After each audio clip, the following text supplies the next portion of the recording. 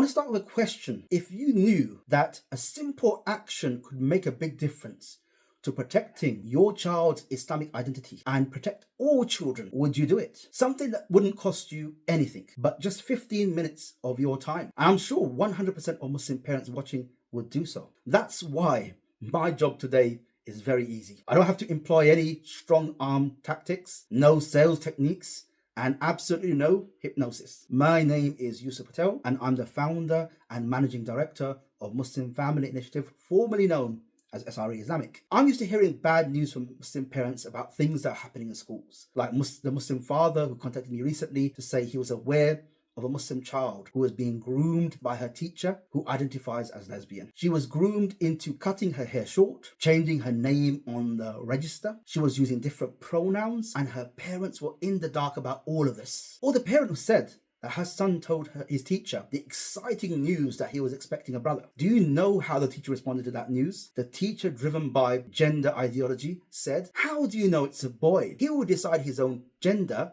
when he grows up." And that's the problem. The LGBTQ lobby has convinced teachers their contested values are universal truths. The Times called it a Wild West environment, and that's an absolutely perfect description of what's happening in schools. And in the absence of guidance, the LGBTQ lobby has been advising schools to use different pronouns for children, to change children's names on the register, to allow boys who identify as girls into the girls' toilets, and not to tell the dastardly parents, as they will not accept the child for who they are. The new draft guidance stops schools from using different pronouns for children, prevents boys from wearing the girls' uniform, stops boys from using the girls' toilets, and doesn't allow boys who identify as girls into single-sex schools. This guidance clearly sets out that gender identity is a contested idea and that schools must not keep parents in the dark. In actual fact, the guidance states they must be involved in all decisions and that their views carry weight. This is all good news. But as you can imagine, the trans lobby and the entire LGBTQ lobby are up in arms.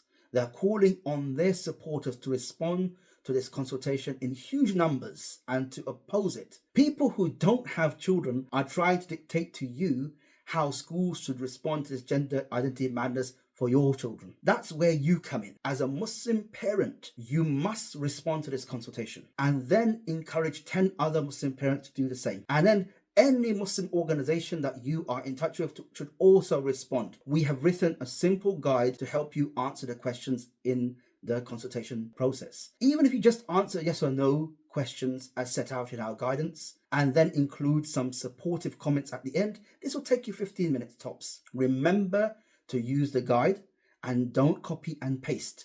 Use your own words. And if you want to know more about the guidance but don't have the time, then read our summary which is contained within the guide. The deadline to respond is 12th of March at 1 minute to midnight. But don't wait until then. It will be a couple of days into Ramadan, so it will be much more difficult to complete it then. So try and complete it before Ramadan, and don't say other people will do it. Because the more we say other people will do it, then nobody does it. Take this individual responsibility and this opportunity for your children and for all children.